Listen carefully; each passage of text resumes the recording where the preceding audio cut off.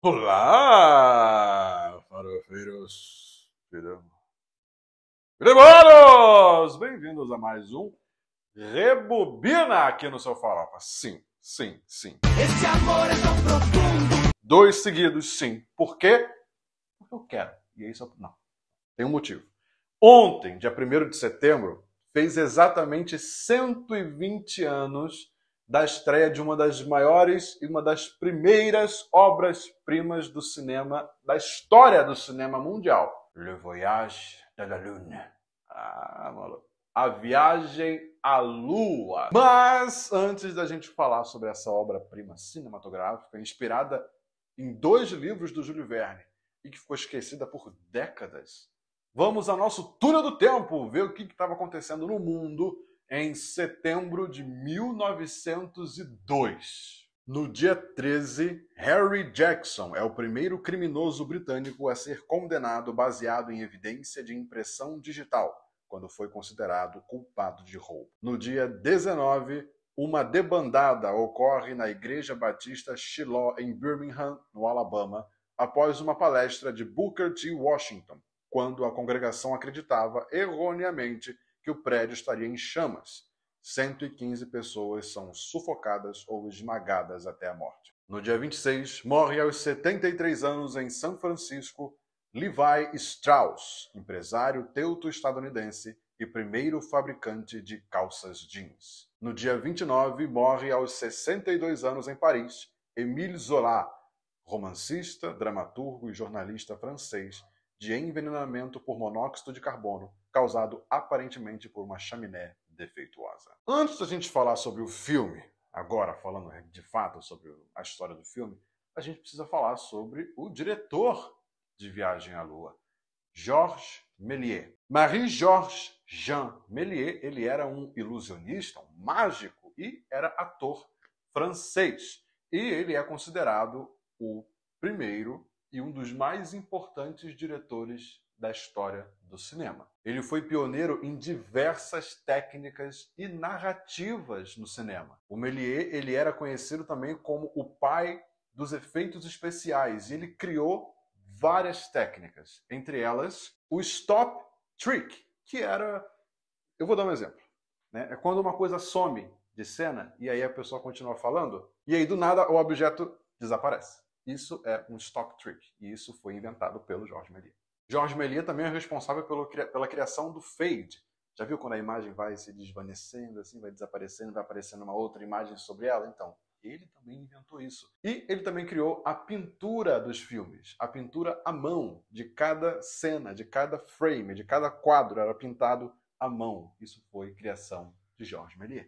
Agora sim, vamos ao filme. A Viagem à Lua conta a história de um grupo de astrônomos que decide ir à Lua, basicamente. E aí lá eles exploram a superfície da Lua, eles encontram um grupo de pessoas, de pessoas que moravam na Lua, os selenitas, e aí eles voltam para a Terra felizes e contentes. É só isso. Em 1930, numa entrevista, o próprio Méliès disse que se inspirou em 2 livros do Júlio Verne, Da Terra à Lua, de 1865, e A Roda da Lua, de 1870. Mas alguns historiadores também colocam nessa lista de inspirações para esse filme Os Primeiros Homens na Lua, de 1901, do H.G. Wells, que escreveu também Guerra dos Mundos. Com grandes inspirações vem grandes complexidades.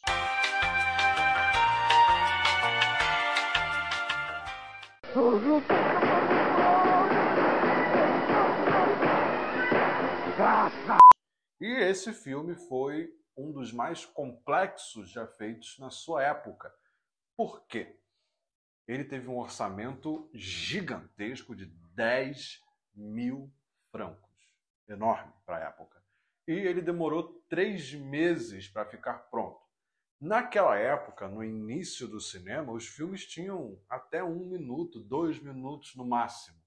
Esse filme já tinha 14 minutos. Então, para a época, foi um estouro. De acordo com as memórias do diretor, do Méliès, a maior parte desse orçamento atípico para a época ela ia principalmente para o cenário e para o figurino, né? Os figurinos alguns foram desenhados até pelo próprio Méliès. O cara fazia tudo, mano. Desenhava cenário, desenhava figurino, atuava, ele também está atuando no filme, enfim, ele tá porra toda. Muitos dos efeitos especiais desse filme, da Viagem à Lua, foram criados, obviamente, pelo Georges Méliès e foram fruto desse stop trick que eu falei, que eu mostrei aqui no telefone que sumiu. Então, tem uma cena nesse filme que eles estão na Lua e eles começam a bater nos selenitas, que é o povo que vive na Lua. E aí eles explodem. Eles viram uma fumaça. Se você, assim, hoje você vai ver esse filme, inclusive vou deixar o link aqui na descrição, de duas versões desse filme, você vai ver que, tipo, porra, ok, isso é fácil de fazer. Mas na época, há 120 anos atrás, em 1902, o cara era um gênio. Agora falando, os filmes do Méliès, naquela época, não só os do Méliès, mas todos os filmes, eram mudos e em preto e branco. Mas, até nisso, Georges Méliès inovou. Esse filme foi, como eu falei, cada frame pintado à mão por uma empresa da França. E quando o filme era exibido nos teatros, não existiam cinemas, eram os teatros, tinha uma tela onde se passava o filme, tinha uma orquestra que tocava música ao vivo. E tinha também um narrador que ficava narrando as cenas. Como se fosse audiodescrição hoje em dia para as pessoas cegas. Ficava um cara lá explicando o que estava acontecendo na cena. Outra inovação que o Méliès trouxe desse filme é que ele era gravado com uma câmera estática, como a gente está aqui com vocês, como se fosse o espectador do teatro assistindo aquela cena no teatro. E o teatro era uma grande inspiração para o Méliès nesse filme, tanto que o filme é completamente teatral. Cenários que mudavam, as pessoas correndo para um lado para o outro, a câmera estática e a cena ia acontecendo, sem cortes, porque os cortes não existiam na época. E aí, no dia 1º de setembro de 1902, 3 meses depois de terem começado as gravações, o filme passou a ser exibido no Teatro Robert Houdin, que era de posse do Georges Méliès.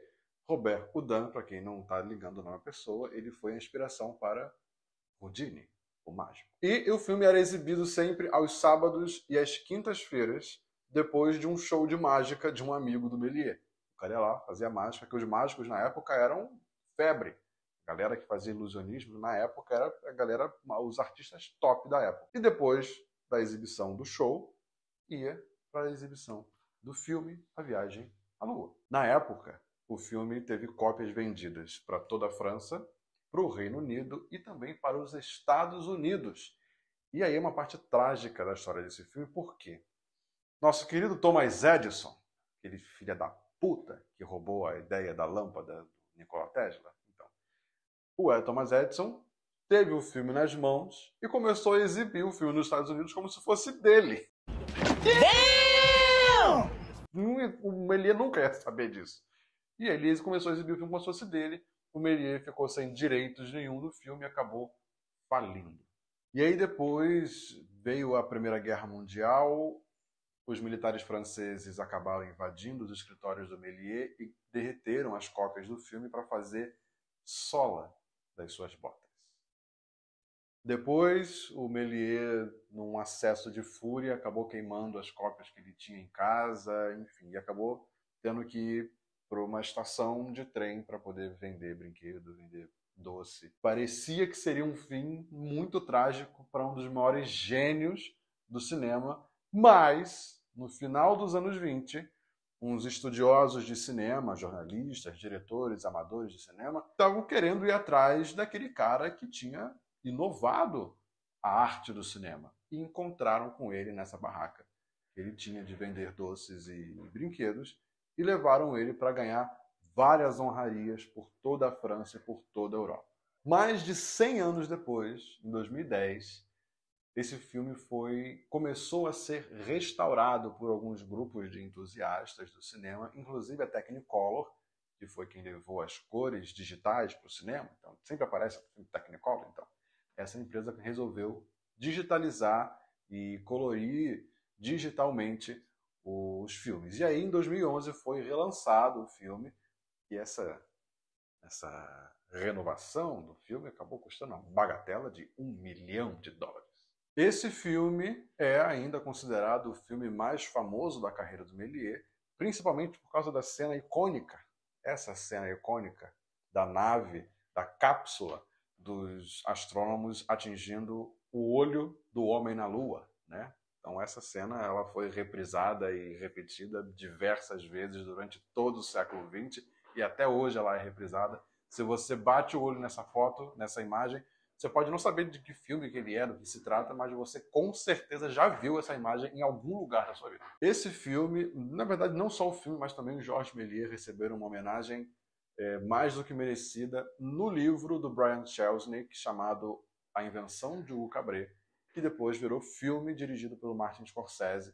Então fica aí mais uma recomendação para você assistir A Invenção de Hugo Cabret, do Martin Scorsese, que conta a história mais ou menos no pano de fundo assim desse cara, do Georges Méliès, de como ele inovou o cinema mundial. Então, essa é a homenagem aqui do Pidemoa, do Farofa, do Rebobina, para os 120 anos de uma das maiores obras-primas do cinema internacional, da história do cinema, A Viagem à Lua. Espero que você tenha gostado. Não esquece de curtir o vídeo, deixa aqui nos comentários se você já assistiu ou se pretende assistir A Viagem à Lua. Repetindo, aqui na descrição do vídeo vai estar 2 links. Um link é para o filme, a versão em preto e branco, mas com legendas em português. E o outro link é com a versão já colorida, remasterizada, em 4K bonitona, mas sem estar em português. Beleza? Eu vejo você semana que vem. Até lá. Valeu! Não só o filme, né? Peguei um bicho no ar e continuei gravando.